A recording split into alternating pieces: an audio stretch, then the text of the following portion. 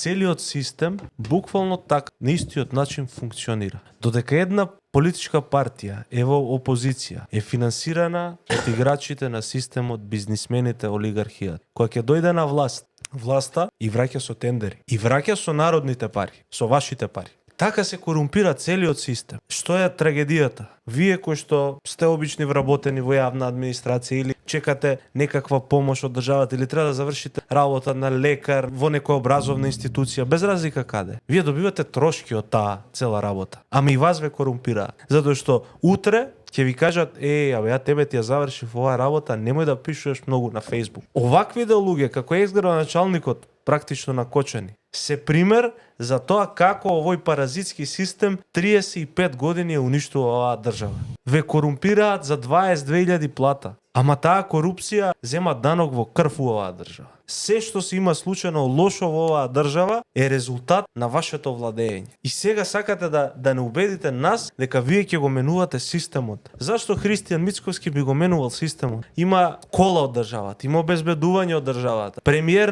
е на државата, контролира се во држава. Зашто Христијан Мицковски би го менувал системот кој што го создал?